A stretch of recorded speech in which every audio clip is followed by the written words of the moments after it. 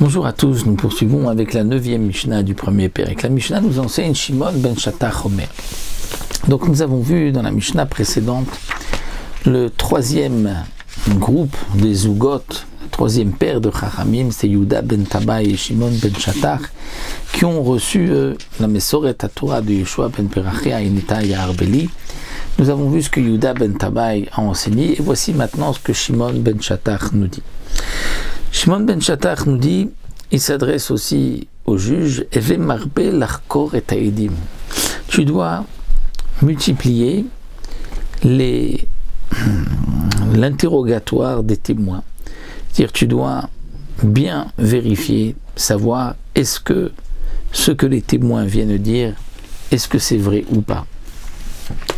Pose beaucoup de questions et de cette manière, tu verras s'ils disent la vérité ou s'ils mentent. Plus tu rajouteras de questions et plus tu pourras donc voir si malgré tout ils ont voulu mentir. Tu pourras avec toutes ces questions vérifier la faille entre eux.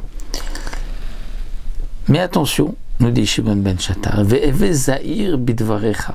Fais attention bidvarecha dans tes paroles. C'est-à-dire que lorsque tu leur poses des questions, fais attention à ce que tu dis, Shema mitocham ilmedou la sheker, de peur que par tes paroles, ils vont apprendre à mentir. Comment? Dit le Barthénora.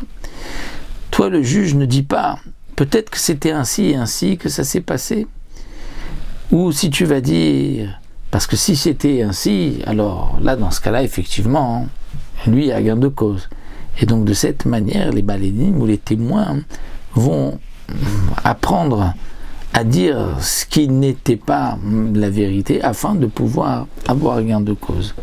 Et donc c'est ce que ici Shimon ben Shattach vient dire au juge, fais attention de ce que tu dis afin que tu ne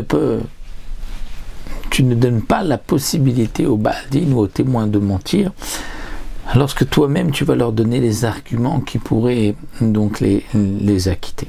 Nous voici pour l'enseignement de Shimon ben Shattach.